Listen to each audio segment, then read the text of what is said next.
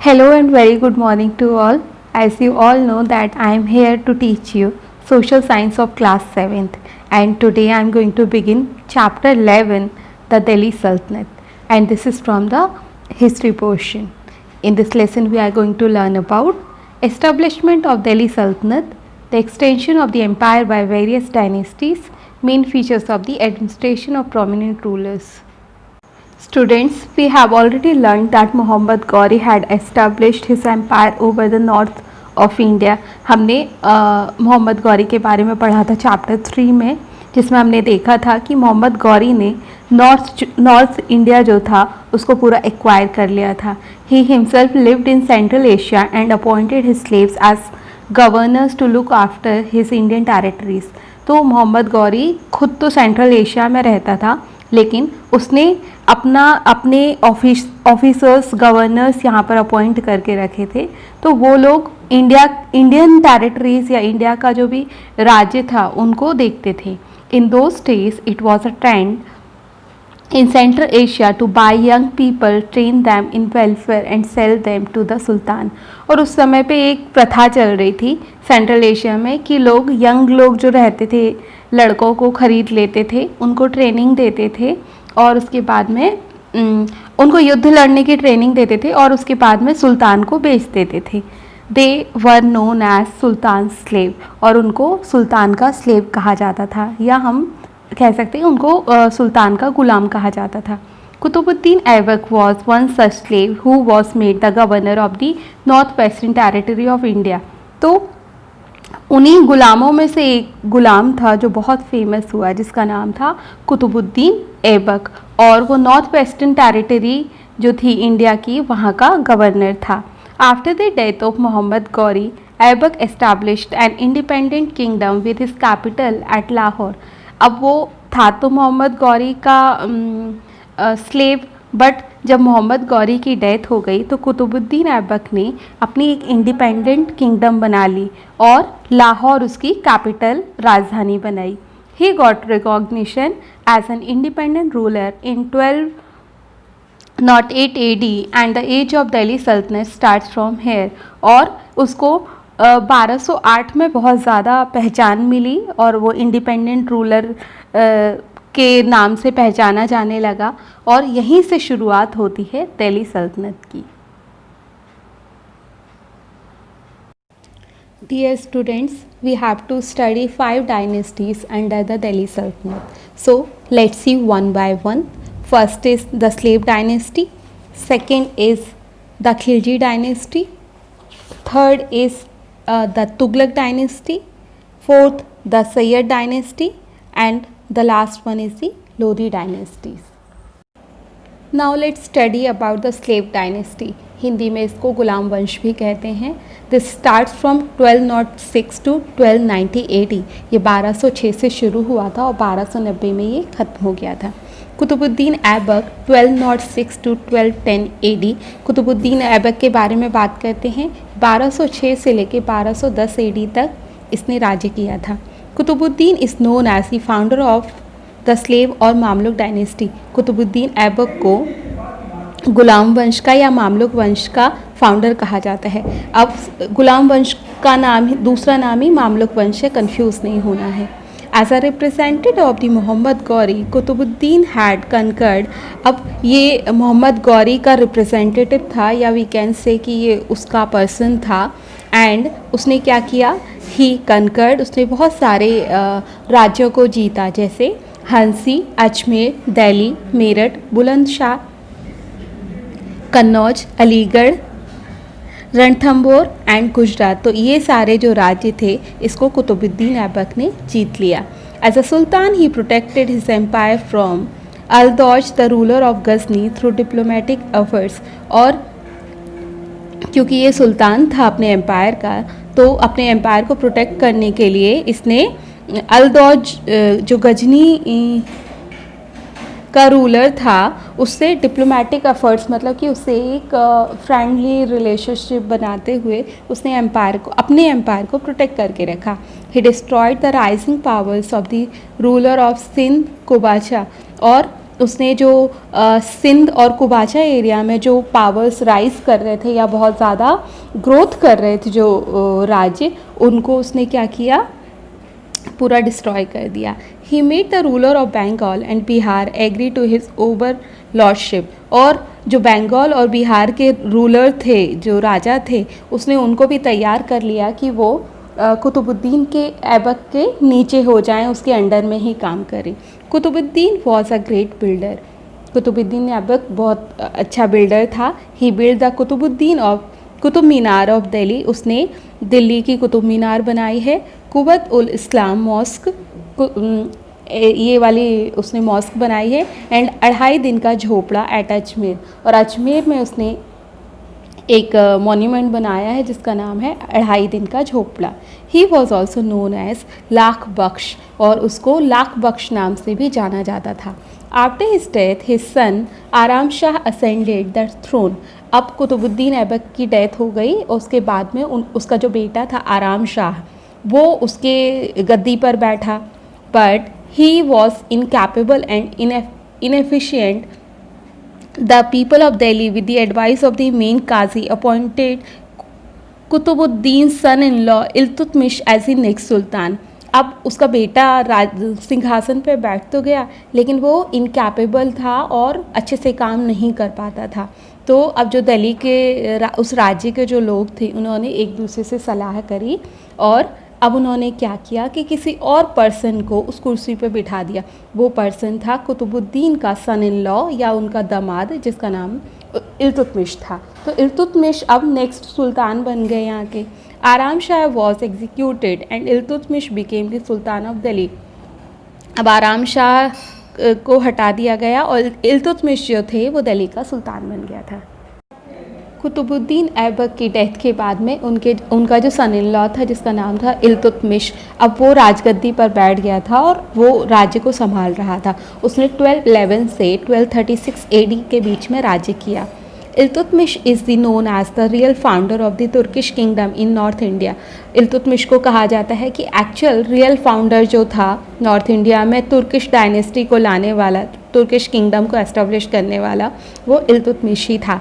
He had to face internal as well as external rebellion after ascending the throne. और जब वो अपनी कुर्सी पर बैठा, राजा बना, तो उसको बहुत सारी प्रॉब्लम्स को फेस करना पड़ा। उसको internal as well as external rebellion मतलब कि राजद्रोह, जो लोग अपने ही राज्य में विद्रोह कर देते हैं वे कहलाते हैं रिबेलियन। तो उसके ही राज्य के लोग उसका विद्रोह कर रहे थे और बाहर के लोग तो करते ही हैं। He suppress the revolts of stubborn amirs like Qabacha, Aldoz and rulers of Bengal. लेकिन ये सब होने के बाद भी बहुत सारे लोगों ने रिवॉल्ट किया था। रिवॉल्ट मतलब कि विद्रोह कर दिया था। जैसे कुबाचा के अमीर थे, अल्दौजा थे और बंगाल के कुछ राजा थे, तो उसने उन सबका जो विद्रोह था उसको दबा दिया था। He suppress the rising power of the rulers of Jalore and Ranthambore who had become independent rulers after the death of Qutbuddin Aibak. और इसके अलावा उसने जालोर और रणथंबोर के जो रूलर्स थे, जो राजा थे, उनके विद्रोह को भी दबा दिया था। ये लोग क्या है कि कुतुबुद्दीन ऐबक की डेथ के बाद में ये लोग इंडिपेंडेंट रूलर्स बन गए थे और विद्रोह कर रहे थे, तो कुतुबुद्दीन ऐबक ने उनको भी दबा दिया, सप्रेस कर दिया। He protected the kingdom from the attack of Mongols, और इल्तुतमिश ने मंगोल्स के अटैक से भी अपनी किंगडम को प्रोटेक्ट करके रखा। ही डाइड इन 1236 AD, और उसके बाद 1236 AD में उसकी डेथ हो गई। Iltutmish introduce silver coins called टंका। अब इल्तुतमिश ने क्या इंपॉर्टेंट काम करे हैं, उसने सिल्वर कॉइन्स को इंट्रोड्यूस किया था। सिल्वर कॉइन्स, चांदी के सिक्के चलाए थे जिनको कहा जाता था टंका। In 1229 AD, Iltutmish won the sympathies of Muslims by getting his claim to the throne approved by the Khalifa of Baghdad। और 1229 AD में उसने मुस्लिम्स की सिंपैथी को गेन कर लिया था और उसने क्लेम किया था, उसने अपने आप को क्लेम करके अप्रूव करवा दिया था कि बगदाद का खलीफा उसको बोला जाए। He reorganise the nobility and slaves into a select group of 40 और 40 which became the pillars of the powers of the kingdom। और उसने अपनी स्लेव्स को और नोबिलिटी को एक ग्रुप में डिवाइड करके रखा था, जिसको बोला था 40 या 40, जो उसकी जो किंगडम थी उसकी सबसे ज़्यादा पावरफुल पिलर्स बन गए थे। Now next ruler is Razia Sultan and her rule start from 1236 AD to 1240 AD. Iltutmish had nominated his daughter Razia as his successor because he did not consider any of his sons worthy of his throne. अब इल्तुतमिश ने अपनी बेटी रज़िया सुल्तान को nominate किया था as a successor because उसको ऐसा लगा कि जो मेरे बेटे हैं वो इस लायक नहीं है कि वो इस गद्दी पर बैठ सके। Razia dressed up like man use to attend the court and led the army in watch. Razia जो थी वो बिल्कुल लड़कों के जैसे रहती थी, अपने कोर्ट में राज्य में जाती थी, अटेंड करती थी और आर्मी को वो लीड करती थी। It was a noble trend set up by Iltutmish to nominate a daughter to the throne even after having many sons। तो इल्तुतमिश ने ये बहुत अच्छा काम किया था, क्योंकि अभी तक कोई भी अपनी लड़कियों को अपनी राजगद्दी पर नहीं बिठाते थे। तो उन्होंने अब ये ट्रेंड स्टार्ट कर दिया था कि आपके भले ही कितने भी बेटे हों, लेकिन अगर आपको लगता है कि वो उस लायक नहीं है, कैपेबल नहीं है, तो बेटियों को आप एज अ सक्सेसर नॉमिनेट कर सकते हैं। The Turkish nobles did not like the idea of being ruled by women and they started plotting and revolting against her। अब of course जो हमेशा से होता है कि जो लोग थे उनको बिल्कुल अच्छा नहीं लग रहा था कि एक लेडी उनको लीड कर रही है, उनको कंट्रोल कर रही है, तो उन्होंने उसके अगेंस्ट में बहुत सारी प्लानिंग और प्लॉटिंग करना स्टार्ट कर दिया। The most prominent revolt among these was led by the governor of Bathinda Altunia. और सबसे ज़्यादा किसी ने रिवॉल्ट किया था तो वो था भटिंडा का गवर्नर अल्तूनिया। उसने बहुत ज़्यादा ऑब्जेक्शन लिया। To suppress the revolt Razia attack Lahore. अब उसको सप्रेस करने के लिए, दबाने के लिए रज़िया ने लाहौर पर अटैक कर दिया। In the ancient battle her commander in chief Yakut was killed and Razia was taken prisoner. अब इस युद्ध में क्या हुआ कि रज़िया सुल्तान का जो कमांडर चीफ था यकूत, वो मारा गया और रज़िया को लेके उन्होंने जेल में बंद कर दिया। Later Razia married Altunia and both of them together attack Delhi. अब क्या हुआ कि अब उसको उनने प्रिजनर बना लिया, जेल के अंदर डाल दिया। बाद में कुछ ऐसा हुआ कि रज़िया सुल्तान और अल्तूनिया की शादी हो गई और उसके बाद उन दोनों ने मिलके दिल्ली पर अटैक किया। In which Razia was defeated and later killed. और इसी युद्ध के दौरान रज़िया हार गई थी और उसके बाद में फिर मारी भी गई थी। After Razia Bahram Shah 1240 to 42 AD, Alauddin 1240 to 46 AD, Nasiruddin Mahmud 1246 to 65 became sultan, but they were all incompetent। अब रज़िया सुल्तान की डेथ के बाद में बहराम शाह बने राजा, उसके बाद में अलाउद्दीन बने, देन नसरुद्दीन महमूद बने। ये सब सुल्तान बने, लेकिन ये सब बहुत इनकम्पिटेंट थे, मतलब ये लोग अच्छे से काम नहीं संभाल पा रहे थे। नाउ स्लेव डायनेस्टी में रज़िया सुल्तान के बाद नेक्स्ट जो कैपेबल रूलर था वो था बलबन। 1266 से 1286 AD तक उसने रूल किया। By this time the group of 40 amirs became very powerful. अब इस टाइम पर जो 40 अमीर्स का जो ग्रुप था वो बहुत पावरफुल बन गया था। In 1246 AD this group appointed Nasiruddin Mahmud the grandson of Iltutmish as a sultan. अब इस टाइम पे इल्तुतमिश का जो ग्रैंडसन था जिसका नाम था नसरुद्दीन महमूद, इसको इस ग्रुप का सुल्तान अपॉइंट किया गया। Mahmud appointed Balban as his वज़ीर और महमूद ने बलबन को अपना वज़ीर अपॉइंट किया। Mahmud died childless and Balban appointed himself as a sultan of Delhi. अब महमूद की डेथ हो गई, उसका कोई बेटा नहीं था, इसी वजह से बलबन ने अपने आप को दिल्ली का सुल्तान अपॉइंट कर लिया। For 20 years, Balban served as a prime minister and for 20 years he ruled as the sultan। 20 साल बलबन ने एज अ प्राइम मिनिस्टर काम किया था और उसके बाद के 20 साल उसने एज अ सुल्तान रूल किया था। Immediately after becoming the Sultan, Balban boldly crushed the power of the 40 because he believed in the absolute power and prestige of the Sultan. अब जैसे ही बलबन सुल्तान बना तो सबसे पहले उसने ये किया कि जो पावर ऑफ 40 था उसको उसने क्रश किया, उसको उसने पूरा ख़त्म कर दिया, क्योंकि उसको ऐसा लगता था कि जो सुल्तान है वही सबसे ज़्यादा पावरफुल होना चाहिए. His theory of kingship was that the king is the representative of God on earth and so everybody must ओबे हिम. तो उसकी ये थ्योरी थी कि जो राजा है, जो किंग है, वो एक्चुअली इस धरती पर भगवान का ही एक रूप है, तो बाकी के जो भी लोग हैं उनको उसको ओबे करना ही पड़ेगा. Those who came to see him be it nobles और the common people had to do sajda in his presence.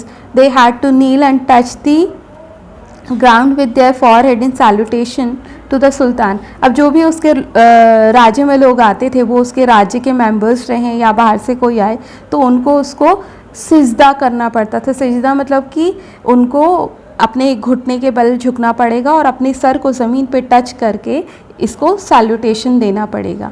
Balban punish the rebellious people mercilessly. अब बलबन जो भी रिबेलियस लोग थे या जो भी रिबेल करते थे तो उनको बहुत मर्सीलेसली मतलब बिना दया किए उनको पनिशमेंट देता था. Balban adopted a very stern policy which is generally known as the policy of blood and iron. और उसने एक बहुत ही स्ट्रिक्ट पॉलिसी को अडॉप्ट किया हुआ था जिस पॉलिसी को कहते हैं blood and iron policy. Balban was impartial in giving justice and was in favor of giving harsh punishment to those who were cruel to the slaves. अब बलबन बिल्कुल निष्पक्ष भाव से जस्टिस देता था, न्याय देता था, और वो बहुत ही हार्श, बहुत कड़ा पनिशमेंट उन लोगों को देता था जो लोग अपने स्लेव्स के साथ या गुलामों के साथ में क्रूअल बिहेवियर करते थे.